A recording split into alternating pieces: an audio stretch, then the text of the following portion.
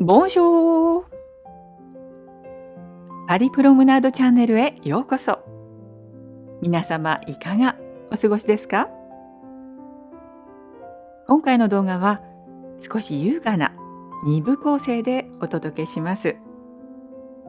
前半ではセーブル焼きの見事なコレクションをご紹介します。大富豪ロスチャイルド家が愛してやまなかった18世紀のセーブル磁器の世界です。そして後半では友人のケイコさんと着物でお出かけ、プティパレを訪ねるとびきり素敵なひとときをご一緒しましょう。どうぞ最後までゆっくりとお楽しみください。私が向かったのはパリ13区にあるモビリエナショナル国立家具調度品管理局です。ここで今とても見応えのある展覧会が開かれています。その名もセーブル・ロスチャイルド家の情熱。ロスチャイルドというお名前、皆様もきっと一度は耳にされたことがあるのではないでしょうか。銀行業で巨万の富を築いたあの一族です。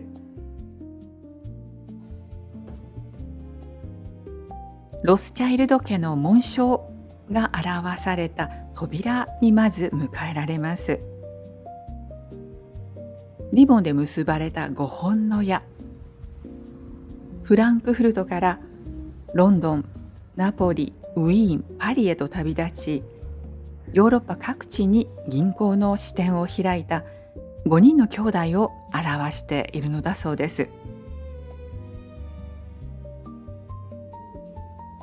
19世紀、彼らは目もくらむような成功を収めます。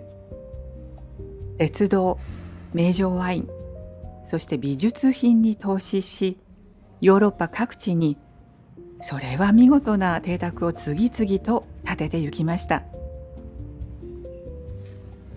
中でも彼らがとりわけ情熱を注いだのがこのセーブル磁器でした。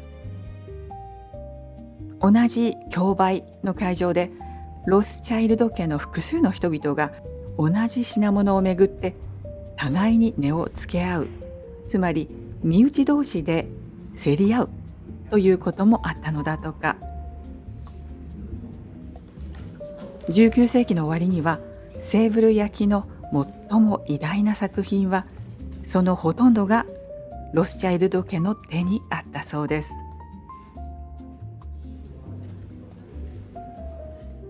さて、そのセーブル焼きとはどんなものなのでしょう。時は18世紀の半ば。当時のヨーロッパは東洋の磁器に夢中でした。そしてドイツのマイセンがついにその硬い白磁を作ることに成功し、ヨーロッパ中の王侯貴族を虜にしていたのです。フランスのルイ15世、そして彼の寵愛を受けたポンパドゥール夫人も例外ではありませんでした。彼らはフランスでも磁器を作ることを志します。1740年、ヴァンセンヌ城の中に磁器工房が作られました。これがセーブルの始まり。やがてそこが手狭になり、1756年、ポンパドゥール夫人の城の近く、セーブルの地に移ってきました。それでセーブルという名で呼ばれるようになったのだそうです。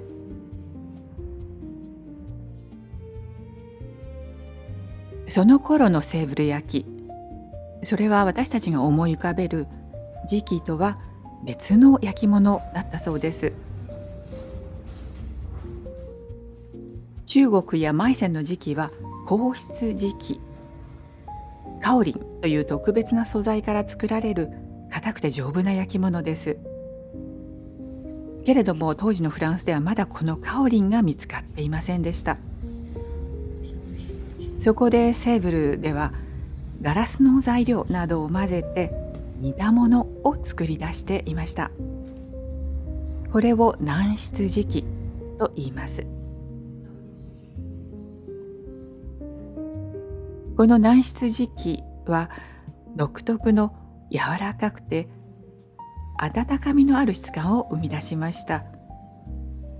そして絵付けや色の美しさにおいて大変高く評価されたようです。その後フランスでもカオリンが発見され、硬質磁器が作られるようになりました。するとこの大変に費用のかかる軟質磁器の製造は次第に終わりを迎えていきます。ロスチャイルド一族が収集したのは18世紀のこの限られた期間に作られた軟質磁器のセーブル。とはいえ王室窯の伝統を受け継ぐセーブル焼きは今もなお名品を生み出し続けているんです。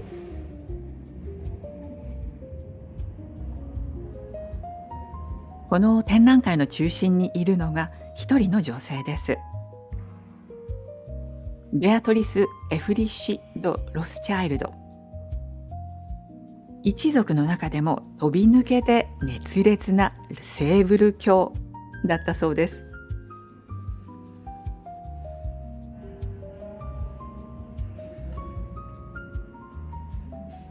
彼女は毎年のように冬のコートダジュールを訪れていました。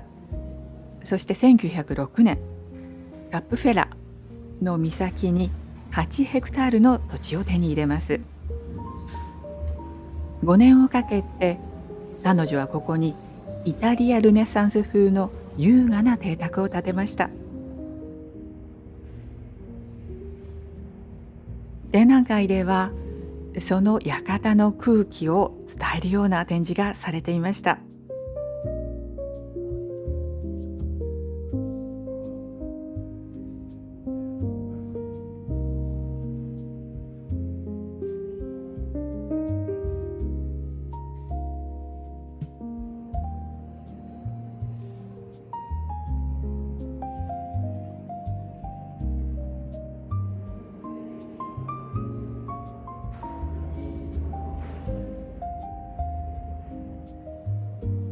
この展覧会の会場になっているモビリエナショナルの建物そのもの、そしてこのタピスリーもまあ見事だと思いませんか？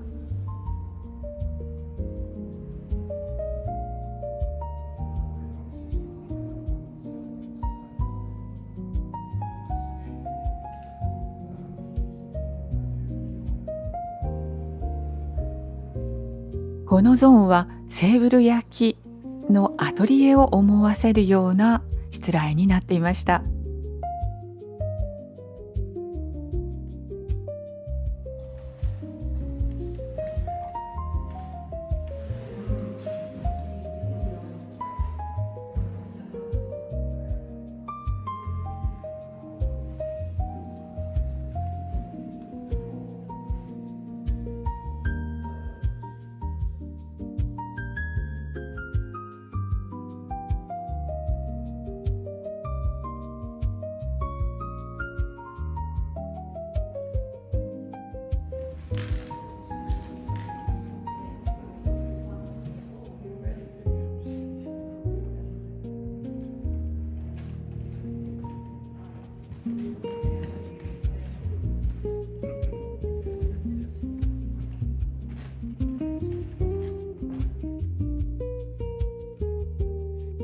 これはコレクションの中でも最も貴重なセーブル焼きと言われています。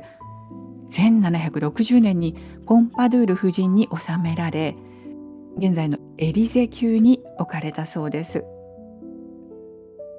この形のポプリ壺はセーブルでわずか10点しか作られず、そのうち半分がロスチャイルドコレクションに属していました。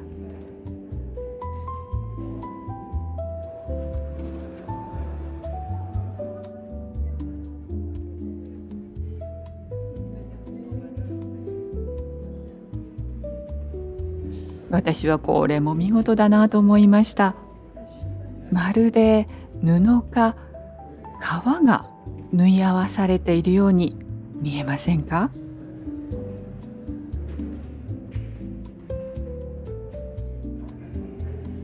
こちらはマダム・アデライド、ルイ15世の娘の一人の鍵タバコ入れ。王女の愛犬たちを描いた繊細な装飾が施されています。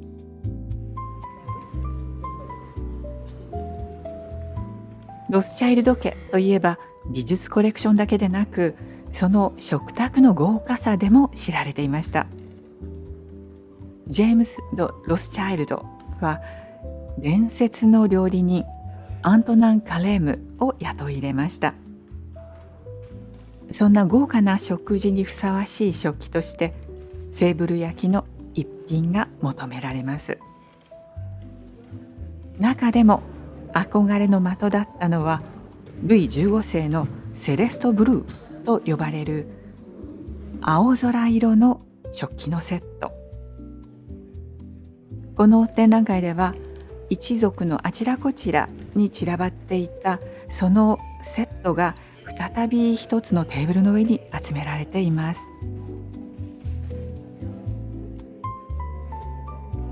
ベアトリスは1934年、その邸宅と数千点に及ぶコレクションを芸術アカデミーに寄贈しました。彼女をはじめ一族の人々はその宝物の多くをルーブル美術館や国立陶磁器美術館といったフランスの公共コレクションへと寄贈していきました。そのおかげで私たちはこのような見事なセーブル焼きが一堂に会するのを目にすることができるんですね。こんな言葉が心に残ります。美とは決して贅沢ではなく、受け継ぐべき遺産であり、幾世紀にもわたる対話なのだ。まさにその言葉通りの展覧会でした。さて、ここからは私が友人の恵子さんと一緒に着物でお出かけをしたその日の様子をお届けいたします。向かったのはプティパレ、アレクサンドル三世橋、そしてお向かいのグランパレとともに1900年のパリ万博のために建てられたものです。まだ6月なのですが、この日は真夏のような暑さが予報されていました。私は迷わず夏物で出かけようと思いました。この着物は私が20代の時に職場の大先輩からいただいたもの。水車という織の着物です。さて、今日はこの着物にどの帯を合わせましょうか。まず頭に浮かんだのは博多帯。もう一つは紗の名古屋帯です。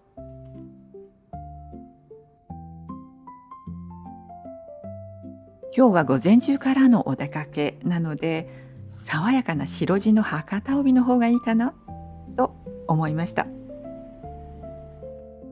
小物の取り合わせ、帯締めには結局藤色を選びました。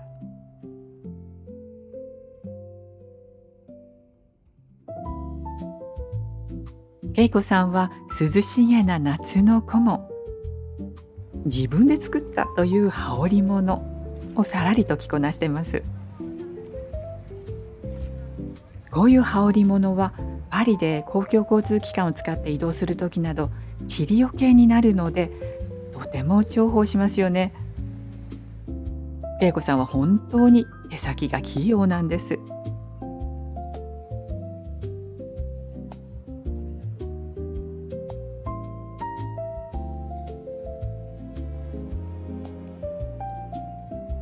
私たちは会期が残りわずかとなった特別展をまず訪ねたいと思います。芸術家たちが自分自身を、あるいは芸術家同士が互いをどう描いたか、芸術家の肖像がテーマになった展覧会です。ここでクロード・モネの胸像に出会いました。こちらはピサロ、こちらはドガ、そしてこちらはルノワール。いずれもポール・ポランによる作品です。セーヌ川、そしてノートルダムが背景になっているこの絵、いかにもパリという感じです。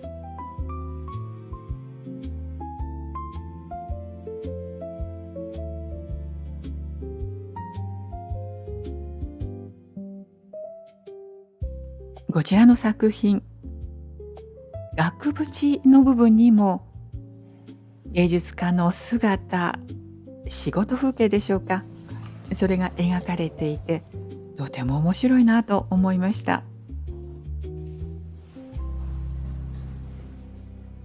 こちらはレオナルド・ダ・ヴィンチの最後を描いたアングルの作品。ダ・ヴィンチという偉大なる芸術家を父のように慕い庇護していたフランス王フランソワ一世が見とっているところです。史実として正しいかどうかはともかく、とても象徴的なシーンだと思います。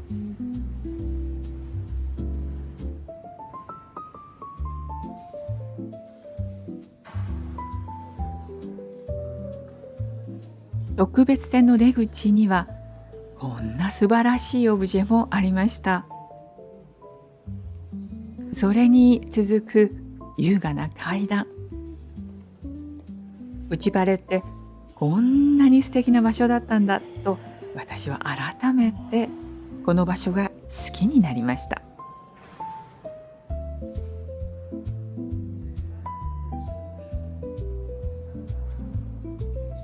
階段が導く先の天井画、モーリス・ドニによるものです。フランス美術の歴史を画家たちの肖像で表した見事な装飾です。その空間は常設展のエリアとつながっていました。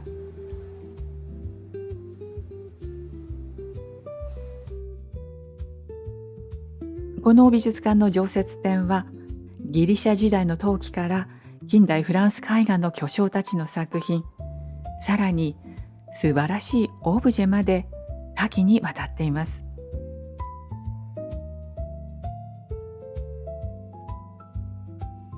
プチパレが素晴らしいのは、常設展の部分は無料で見学できるということ。これほどの空間とこれほどのコレクションを無料で楽しめるなんて、パリ市の懐の深さを実感します。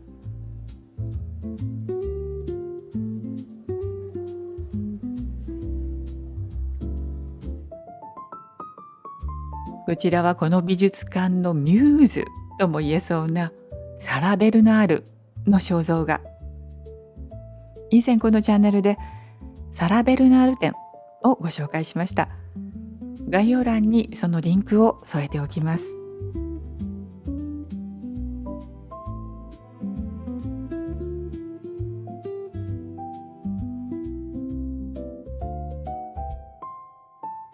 今回私たちはさらっと見学しただけでしたけれども、何度来ても良いなと思う価値のある場所だと思います。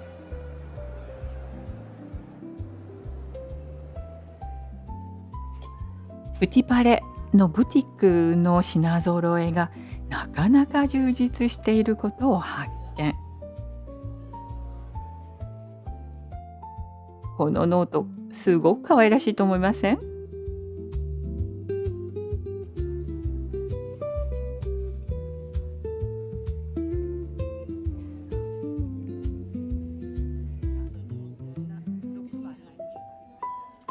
これはプティパレオリジナルの布巾ですね。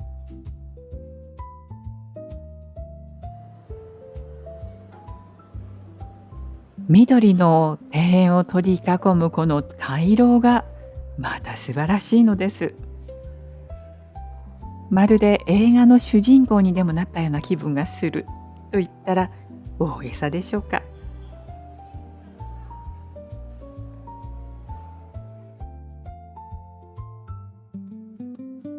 ここにはセルフサービスのカフェレストランもあって、テラスでお茶をしたり、それも気持ちがいいですよね。とはいえ、私たちは今日はちょっと暑いと思いましたし、なかなかの混みようでしたので、別の涼しい場所でランチにしたいと思います。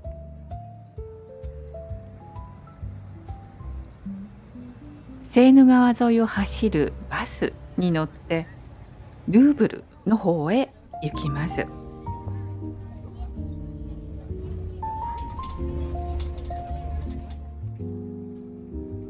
ルーブルの中庭を突っ切って向かっている先はオテル・デュ・ルーブルです。このホテルは改修を終えて新しくオープンしたようなのですが、その中にあるバーを私はぜひ訪ねてみたいと思っていました。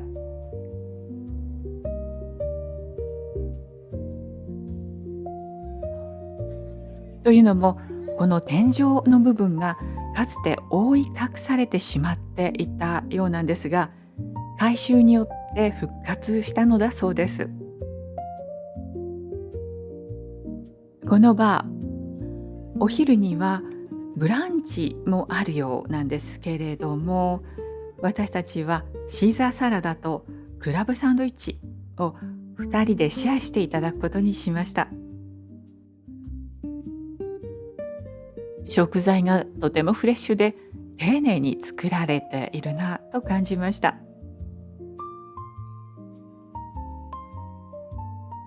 お味もボリューム感もいずれもとても満足のゆくランチとなりました。